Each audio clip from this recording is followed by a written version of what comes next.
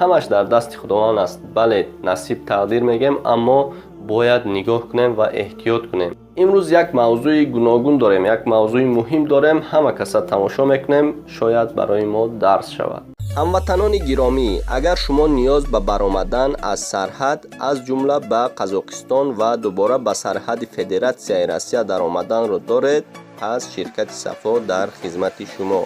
ما در نتیجه پرسش های مشتری های این شرکت به شما توصیه می دهیم که شرکت صفا با ماشین های زمانوی دارای وای فای و نرخ جالب شما را انتظار است.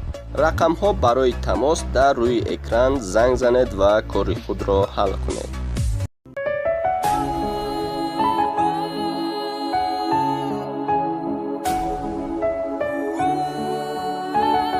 سلام علیکم برادران و خواهران گرامی قدر دور از وطن، خوش آمدید به کانال همنوا. با شما هستم علی اکبر. امروز من تصمیم گرفتم که یک موضوع مهم کنم برای تمام برادران یا اینکه خواهران، یک ویدیو کنم که برای تمام هموطنان یک فایده شود. شاید برای این سخن ها من اون سویه بلند ندارم که برای شما اینها را پیشنهاد کنم، اما برای تماشابینان کانال همنوا پیشنهاد کنم شاید درس شود. همه ما و شما میدونیم در تاجیکستان متاسفانه بسیار صدمه ها روی میدهد.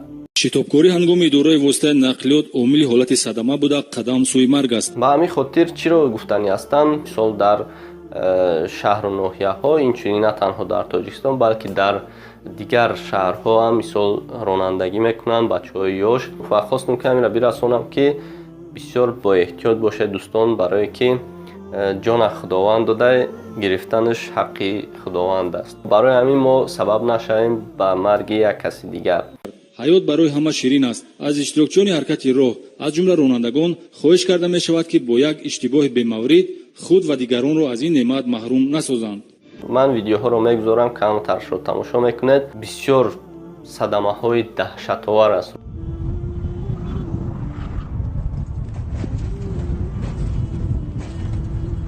همه ما مثال جوان هستیم، جوانای ما بسیار هستند. به همین خاطر احترامانه خواهش میکنم که با احتیاط ماشین رانیم. در شهر و ناحیه ها بسیار کودک ها هستند، حتی در چراغک ها هم مثال یک خیلیش نمیستند. چراغک راهنما از رنگ سبز بر رنگ زرد و پس از آن بر رنگ سرخ گذارش داشت، چنانه که بیننده مشاهده می نماید. در پیشخود هم مثال نگاه نمیکنند چراغک ها رو، نگاه میکنند در یک راهی مثال خوجند رفتن یا اینکه در دیگر راه ها.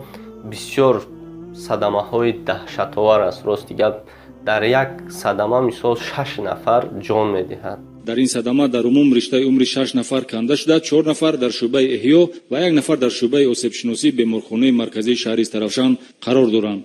همش در دست خداوند است. بله نصیب تقدیر میگیم، اما باید نگاه کنیم و احتیاط کنیم. تقدیر و نصیب میگیم نه اینکه در یک ماشین بشینیم که ای روی 100 هایک نه. مثال یارا نگاه کردن در بچهای یا شماسته خوب میرونن ماشین را، مثال در برشون میشنن 3-4 بچه یاش مثل ما با گفته حاضره همون راننده رو مثال گاز میدن، او انا ای گذشت، مثال او همین ماشین خود را بگذره، مثال هم خیلی گپ واسطه که در خدمت انا ایرا بیا ماشینی پر است و ماشین رو را گذشت، بچه تای کردن همیتون بچه هم گاز بجی خوخی سوس خیختون میدونه. با همین خاطر یورا باید دقت نگیریم، هر چیزی که بگن مثال گفتن گیرن. این یک سخنی برادرانه، نخواهین قبول کنین نخواهین خودتون میدونین. مثال من تنها برای شما یک پیشنهاد کردم، فکر میکنم که بسیاری ها قبول میکنم، به خاطری که چیزی ضرر نگفته استیم، به فایده خودمون گفته استیم. شاید فکر میکنم که برای ما جوانان یک درس عبرت شود. همین قدر سخن کردنی بودم برای شما. فکر میکنم که قبول میکنید این سخنهای مرا.